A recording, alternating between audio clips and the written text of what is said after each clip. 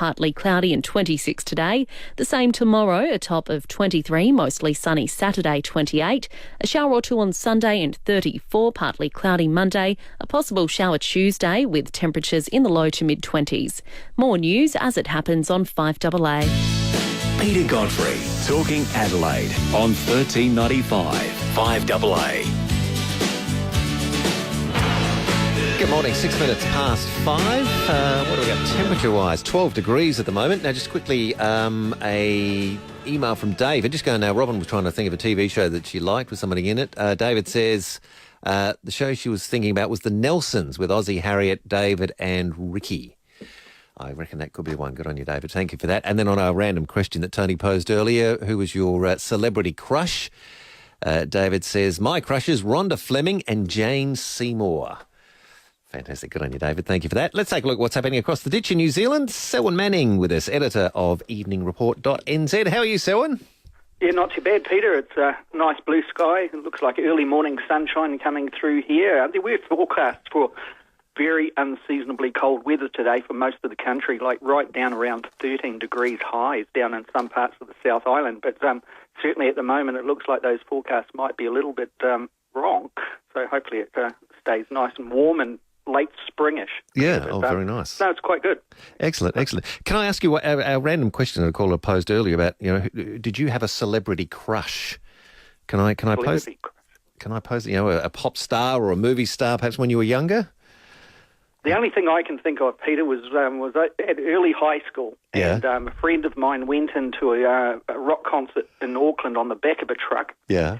Went up, we're in the front, ended up right in the mosh pit at the front there, and it was Fleetwood Mac, a few New Zealand bands, Hello Sailor and a few others. I think the Divinals actually were playing as well, by memory. Mm. I'm pretty sure they were. But anyway, Fleetwood Mac came out, and I'll tell you, sitting up there, growing up in South Auckland, we'd never seen anybody like Stevie Nicks in their very young years there coming out.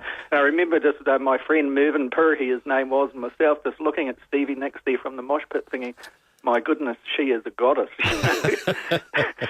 What struck me, I remember, was there wasn't a blemish on her tan skin. I guess in New Zealand and Australia we're used to kind of skin damage, but it was a strange thing. So I suppose that was a bit of a crush. Stevie Nick, yeah.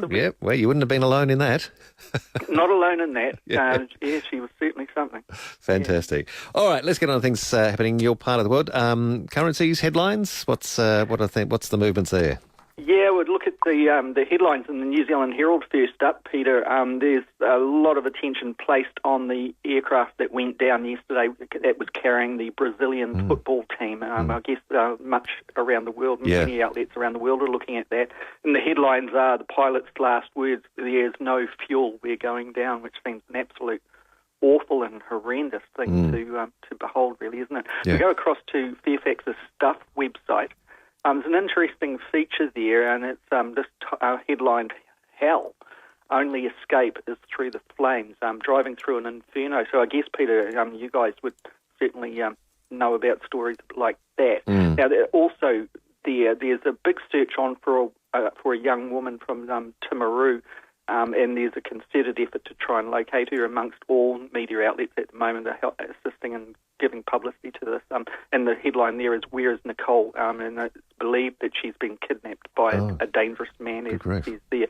There's also headlines here in the Fairfax Stuff website saying, property hot, but is it bubbling? And there's kind of, people are kind of looking at what are the consequences of the housing market on the economy. We've spoken many times about this in the past, Peter, and now there's some of the measures that the Reserve Bank has applied here are starting to cool off areas in Auckland. It's still growing, but just easing that back, and it's spreading out over the country where other regions of the country, while Auckland cools, other region of the country is heating up their housing market. So it's kind of looking at that. It's a really good story. Now, over at Radio New Zealand, .co.nz or RNZ, radioNewZealand.co.nz, they're continuing on with their investigation here into state abuse, basically. The headline is, abuse inquiry would get answers to all the questions. What they're talking about there is there's been a lot of attention on people who are now adults, but when they were children in state care who were abused, and there's commonality between these types of issues that developed in Australia and New Zealand, particularly going back, 50s, the 1960s, 1970s. Now, the government is refusing to have an independent inquiry into this. And yesterday morning, the Minister of Social Services, a woman called Anne Tully, she was refusing basically to acknowledge that an independent inquiry that was conducted outside of the ministry of which is and has been responsible for those children that were placed in its care. And she's refusing to do that. And so Radio New Zealand is campaigning very strongly here with this particular thing, trying to spell out the reasonable approach of taking an independent inquiry. It is something, I've got to say, that the John Key-led national government here in New Zealand is reluctant to always do. It doesn't matter what the issue is, how big it is, how important to the public interest, or indeed to those that have been impacted by an issue. Getting an independent inquiry into it is almost an impossibility. It seems like it's something that it cannot control. So good on Radio New Zealand for that one, Peter. Yeah, indeed. That's pretty much a wrap of the headlines there. All right, and how's the New Zealand dollar against ours and others? Yeah, I'll just bring that up. I'm flying across the system here, and it's sitting around the 94 cents mark there. I'm just having a little... Yep, it's coming up. Sorry, Peter, just the screen was taking a while there. The currencies must be taking... Yeah, it's 95 Australian cents to the New Zealand dollar. If we just turn that around, what you're getting for the Kiwi is pretty much the same as last week, Peter. We've had a bit of upward pressure on the Kiwi dollar, but you're still getting New Zealand and Australian currencies tied very closely. So you're looking at $1.431. Okay. So $0.0431. So that's... a little bit of a benefit there for you guys. I'll be going over to Australia next week, so I'm out of pocket by about the same amount. But what we've noticed with the Kiwi, it was pushed down around the 70 cents to the US, Peter, after the Donald Trump win. And what we've found just in this last week is there seems to be a slight increase in the value of the New Zealand dollar, up around the 71.5, around that kind of area. So where it's going to go, we're not too sure. I mean, a lot of the exporters are hoping that it'll stay where it is. All right. Without going up too much more. No worries. Now, on to our main story this morning. Well, your email said New Zealand in a grip of a significant seismic phase. So besides the earthquakes you've had of late, still more rumbles and groans from deep within. There's an interesting thing that the geologists, a couple of the geologists said immediately after that big earthquake a couple of weeks ago that hit Kaikoura, that's not too far away from Christchurch. Remember, that was a 7.8 magnitude quake, which is quite significant. Now, this geologist said that our generation characteristically has not experienced phases of intense seismic activity in the country. We've had our big ones, of course, like the fatal shocker that came through Christchurch in 2010 and 2011. But we haven't had the same kind of patterns of seismic. Well, we haven't gone into a phase like this like previous generations had. Our grandfathers' and grandmothers' generations, for example, experienced quakes, quite significant quakes, quite often. So we've had a period, and it's tied in with growth, infrastructure growth. We've been free from a lot of that. Well, it appears that that's over, according to the geologists, and certainly it's the experience of people on the ground here.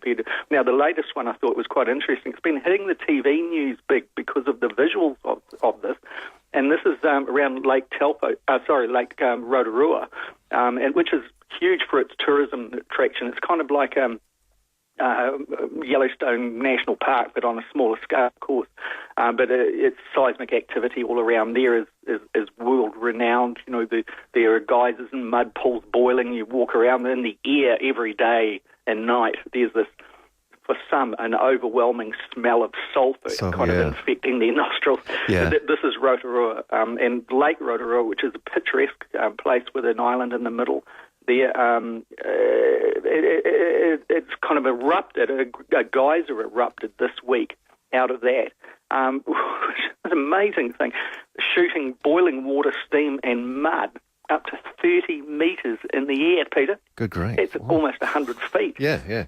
It's just absolutely out of the blue. This particular area had never had anything like that. Now, Rotorua has had its geysers, don't get me wrong here. Like there was the Pahutu geyser and the Pavakura geyser, traditionally, that were real tourist attractions. On the minute, every kind of hour, every part of the day, up it would go, and very predictable, and then it would phase out and fizzle out. But this is a new part. This is actually inside the lake, and it seems that whole volcanic plateau of the central North Island is heating up pretty hot under there. Just prior to the earthquake a couple of weeks ago, only days before that, our Mount Ruapehu, which back in the 1990s and 2000s was extremely active in eruptions and blowing rocks, red-hot rocks out the top at one point, the size of refrigerators, flying up to thousands of metres into the air. That Mount Ruapehu, the crater lake, was heating up there as well. And it was causing geologists a lot of concern there for a while. Now, that hasn't got to a stage where it's erupting, but let it be known that people are watching that area. So the whole of that central plateau area, which can be problematic at times like this, it seems that it's all linked to whatever has been going on in the quake zones as well, meaning Wellington and down in the Canterbury region of the South Island.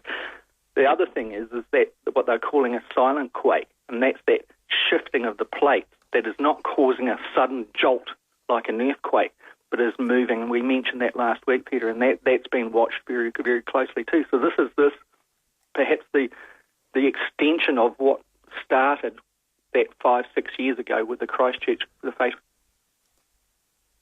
Oh, you there, Selwyn? I think we've lost Selwyn there. Hello.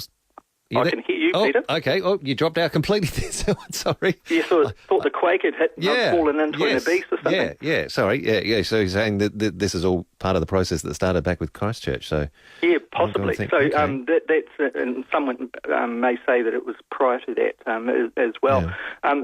So it's an interesting kind of thing that here we are. We're entering into a new phase, perhaps, of which Kiwis are going to have to get used to. Get used to it. Yeah.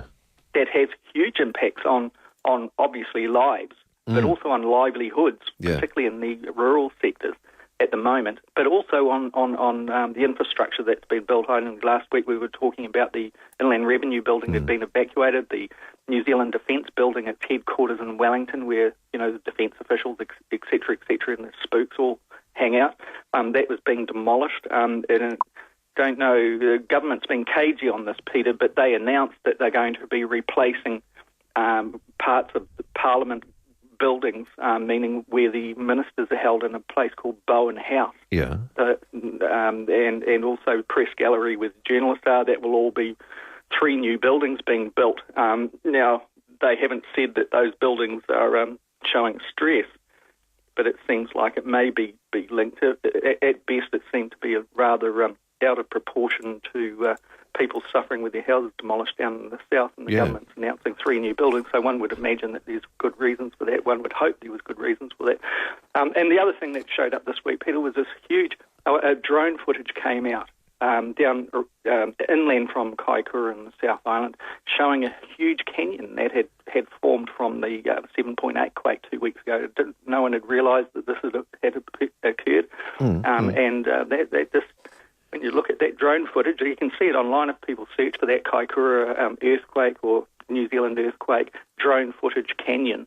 If they search that on Google or something like that, they'll be able to get a look at that, and it's pretty amazing, to think that the Earth has ripped apart like that. It's quite huge.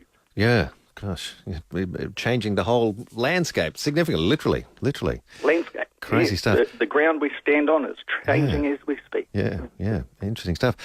Just sort of on this with a bit of a sort of tongue-in-cheek dig at what we've had problems with overnight with some major power outages across the metropolitan area. Mick says, a seismic phase in New Zealand, you say? Well, for that, South Australia is having a power loss phase. So ours is man-made, yours is natural. That's the big difference. Yeah, so you guys can hunt out that person who's responsible. Yeah, person who's... All we can do is hunt out the person who's responsible for the rebuild, guy called Minister Jerry Brownlee. Now, what's he doing about this? That's the one. What is he doing? Hey, so we'll just have to have a quick break. We'll be back with more in a moment. Talking cricket. Plenty there to talk about. Be right back with you, Selwyn. Selwyn Manning with us, editor of EveningReport.nz. We can fit, stain and deliver. 4-day sale now on. This Friday to Monday only. Up to 50% off. Hurry to your nearest showroom today or visit doorsplus.com.au. Doors Plus, no fuss. Time for another top deal from Nordic Honda, top of Glen Osmond Road. For this month only, you can receive an amazing deal from Nordic Honda on any new Honda two-wheel drive CRV. Purchase any new two-wheel drive CRV Honda and receive 3 years scheduled service free. Top that, 3 years scheduled service free, exclusive to Nordic Honda. Ask the team about 5-year extended warranties on all new Hondas and drive away today. Top of Glen Osmond Road, Nordic Honda. Nordic Honda. Want to get your garden looking its best? Look for Brunnings Garden Products. Because with 160 years of history, no one beats Brunnings for value. Or scaring away creepy crawlies. Brunnings Outdoor and Indoor Surface Spray acts like a full 24/7 bug and spider shield, and it'll protect the inside of your home for up to a year. Brunnings Outdoor Surface Spray. Part of the Brunnings range at all good garden centres and hardware stores. Brunnings Garden Products. Proudly South Australian owned. Have you made plans for family lunch or dinner?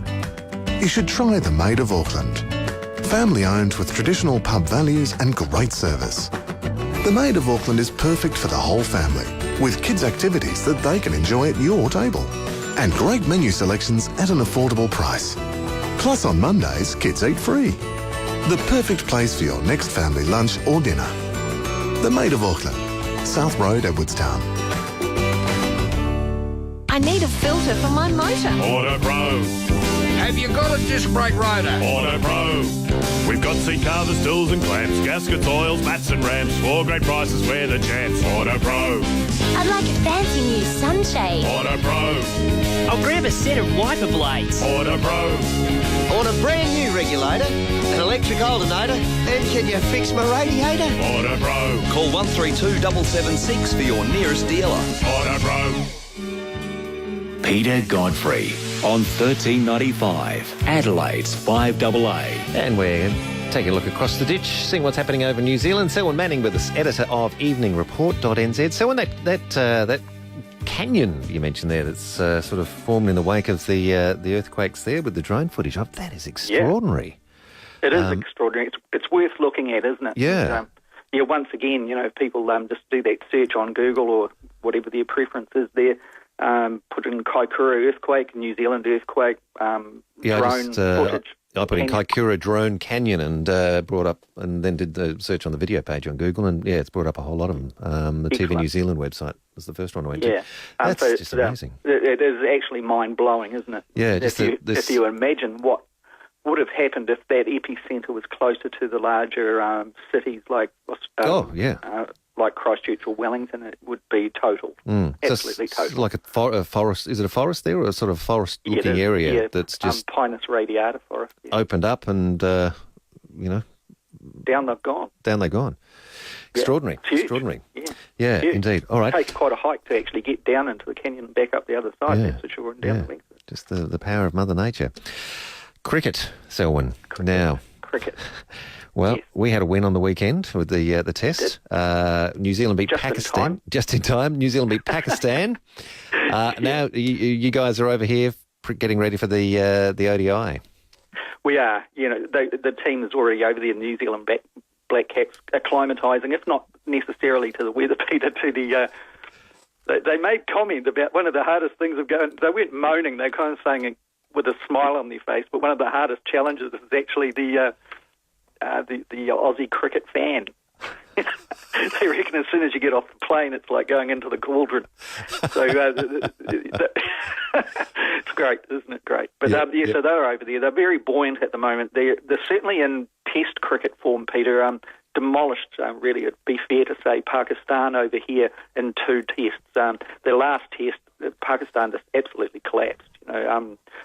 So So those are in the past, of course, and transferring that over to the one-dayer game. And I know there's been criticisms in Australia about the scheduling about this. You guys are on the rise as far as getting your Test cricket back together, and then you've got this bunch of Kiwis coming over here to interrupt your flow there and going into the one-day series against us. Of course, the Chappell-Hadleigh competition, which is always fantastic. But anyway, over here, looking forward to this. They, like I say, they're in test form, the Kiwis, but whether or not they can transfer that skill and that form across into the one-dayers against you guys on your own turf, we do. We'll be breaking history a bit. It's been quite a while since we've actually done anything significant in the one-dayers with you guys on your turf.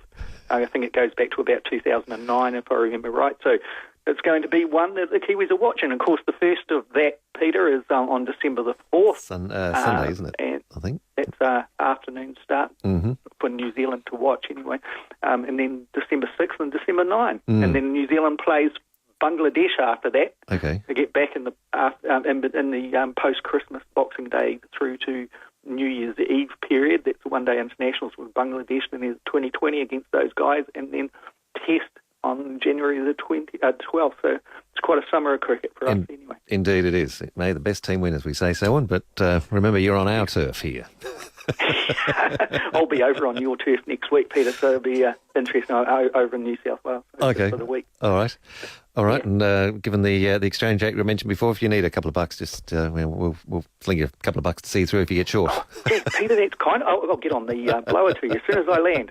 No worries. All right, Selwyn. I'll email you my bank account immediately after this, Peter. It'd be great. Done. Thanks for that. No worries. Didn't even have to do a wager to get that. All right. Thanks, Selwyn. Catch you. Okay, Peter. See you, mate. Well, Selwyn Manning, editor of EveningReport.nz. The Chemist Warehouse free movie ticket offer is on now. Simply purchase any 2 Synovus products until December 11, then claim your ticket within 21 days at freemovieticketoffer.com.au. T's and C's apply. Get ready for a healthy festive season at Chemist Warehouse with big brand vitamins and big screen blockbusters. Always read the label, use only as directed. If symptoms persist, see your healthcare professional. Chemist Warehouse. Lowest prices guaranteed.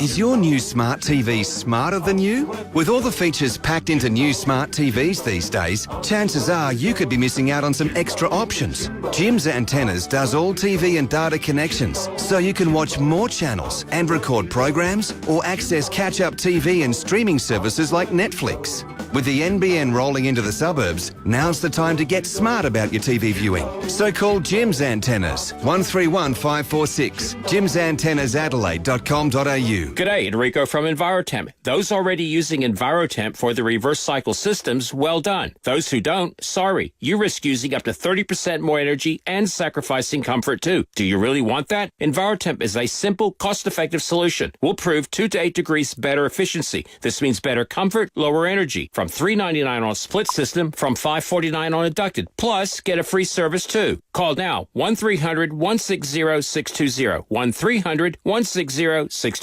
Hello. The all-new National Tiles online store is now open. Yes, buy National Tiles now on your smartphone, tablet or PC 24/7 at the all-new nationaltiles.com.au. Hundreds of images of beautifully tiled rooms to inspire you at your fingertips at nationaltiles.com.au. From a sample to an entire house lot, nationaltiles.com.au is the smartest way to buy wall and floor tiles in Australia.